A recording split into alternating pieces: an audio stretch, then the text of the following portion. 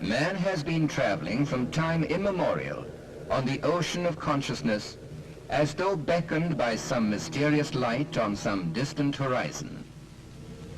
Man's earliest, as well as his ultimate and highest preoccupation, has been his quest after God, perfection, truth, bliss, and immortality. But how is man to realize them? The India of bygone days knew the answer. This knowledge was cultivated in the ashrams of ancient India under the guidance of great seers. Brave were the boys brought up in the ashrams. Who does not know the story of the young Nachiketa, who challenged the god of death to reveal the mysteries of immortality? In fact, the true India can never be imagined without her ashrams. Even the country is believed to have derived her name, Bharat, from Bharat, the legendary prince brought up in the ashram. Thousands of years have passed since then. Gigantic material achievements, devoid of an adequately superior consciousness to support them, have led man to the verge of destruction.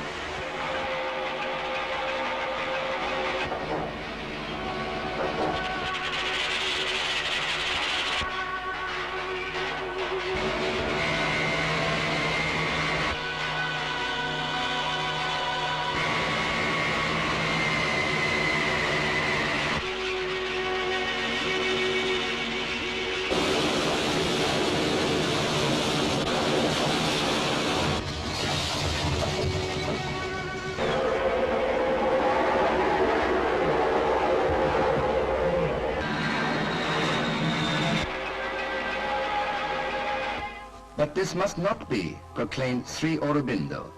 Man must evolve further in his consciousness. And when this world of matter and the spirit of heaven embrace each other, then there shall be the dawn of a new age. This message of Sri Aurobindo goes forth from his ashram at Pondicherry, the ancient Vedpuri, once the ashram of the Vedic rishi Agastya. Obeying an inner command, Sri Aurobindo came over to Pondicherry in 1910, when he was at the zenith of his political glory. It was at Pondicherry that he practiced and propounded his integral yoga. Yoga, as we know, is the process of the union with the divine. And the aim of Sri Aurobindo's integral yoga is not merely to rise out of the ordinary ignorant world consciousness into the divine consciousness, but to bring the supramental power of that divine consciousness down into the ignorance of mind, life, and body, to transform them, to manifest the divine here and create a divine life in matter. It was from 1920, the year the spiritual collaborator Sri Aurobindo, the mother, who came over to Pondicherry permanently, that the ashram began to take shape and grow rapidly. The mother said, "Let us work as we pray, for indeed, work is the body's best prayer to the divine." And so this harmonious complex hums with activities made up of more than 2,000 people, some of them old stalwarts who had made history in the first decade of the century as the revolutionary lieutenants of Sri Aurobindo, and among the others, hundreds of radiant souls abiding. But all are her children, whether 8 or 80. Until 1962, a day in the ashram used to begin with the mother appearing on the balcony and blessing the children. Then all would spread out into their fields of activities. Students and teachers would go to the Sri Aurobindo International Center of Education, where emphasis is given to integral education. This can help the student to develop all aspects of his personality.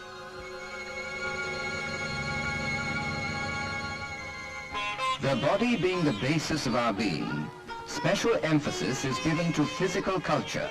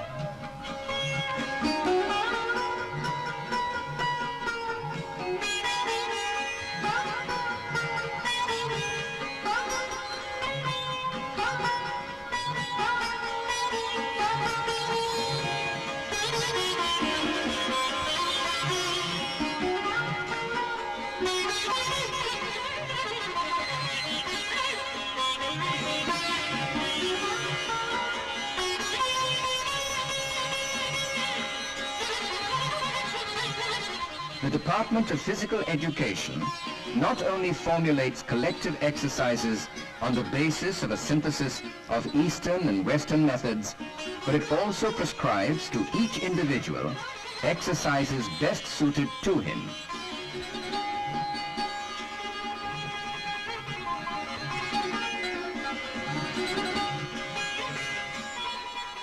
But since the real purpose of education is to bring true enlightenment, all work can become education when done with a proper attitude, the attitude of serving the divine through work.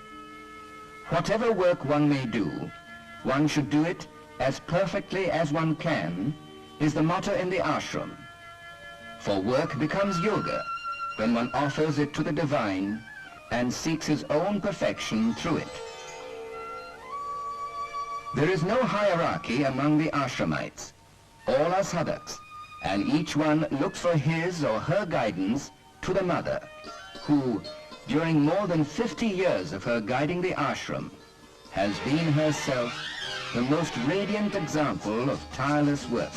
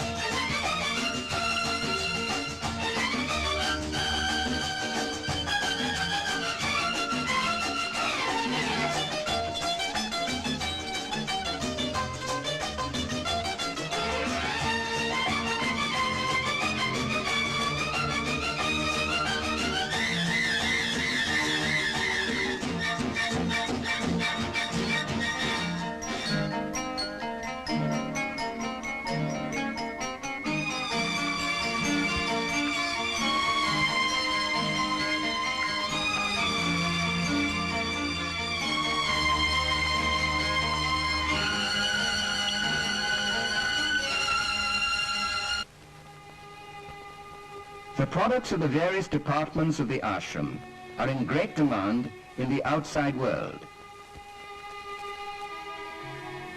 Here, in an exhibition of such products in Bombay, the visitors appreciate their artistic quality.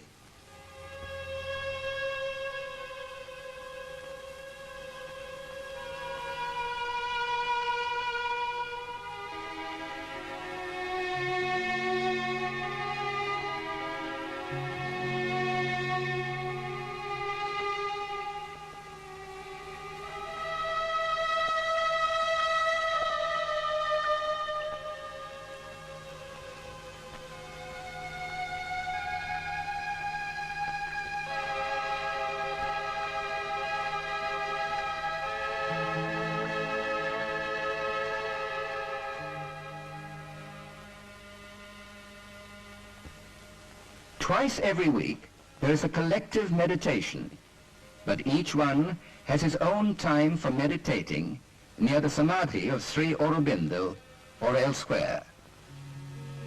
And there are 4 special days when the mother gives darshan to the public. February 21st, the birthday of the mother; April 24th, the day of the mother's coming over to the ashram; August 15th, the birthday of Sri Aurobindo; and November 24th, the Siddhi Day. On these days, often thousands of devotees join the ashramites in meditation around the master's samadhi. During his lifetime, Sri Aurobindo and the mother both used to bless the devotees who filed past them on these 4 days. They had the opportunity of visiting the room where Sri Aurobindo lived for the last 24 years before leaving his body on 5th December 1950.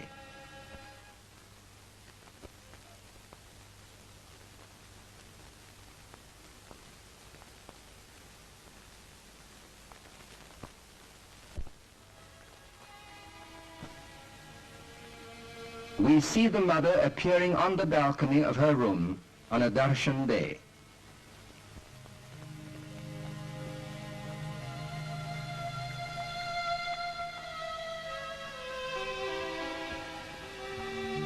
Amid the work of darker powers, she is here to heal the evils and mistakes of space and change the tragedies of the ignorant world into a divine comedy of joy.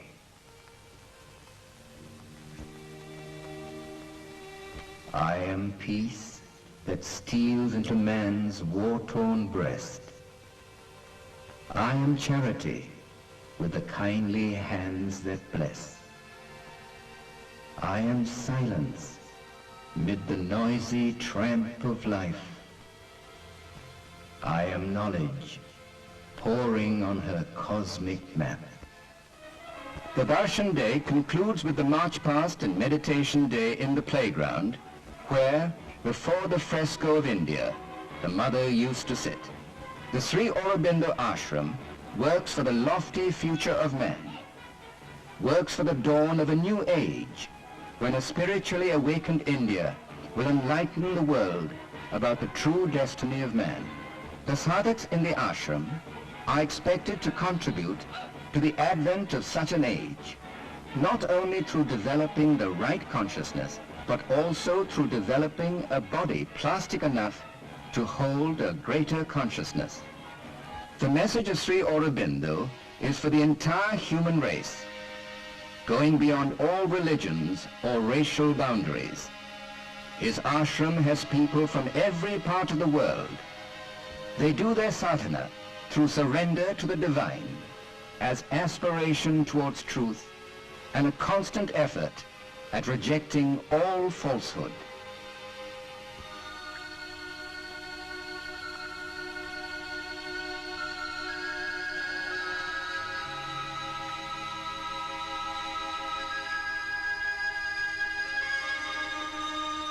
As the message of Sri Aurobindo and the Mother is spreading around centers to study their vision, branches of the Sri Aurobindo Society are opening up at many places in India and abroad.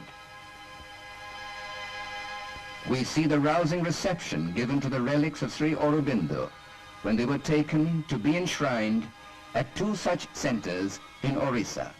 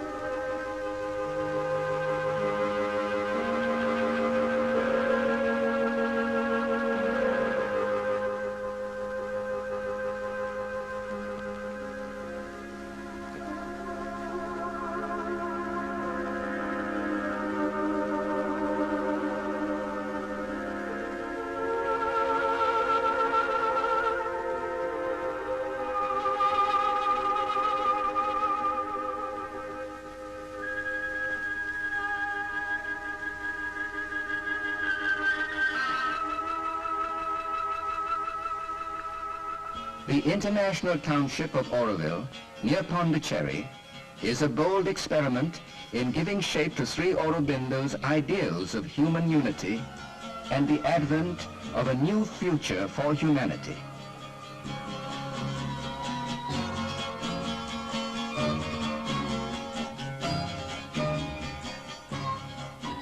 There should be somewhere on earth a place where human beings of goodwill, sincere in their aspirations, could live freely as citizens of the world, obeying one single authority, that of the Supreme Truth. The Sri Aurobindo Ashram is a step towards that ideal, maybe still an infant step.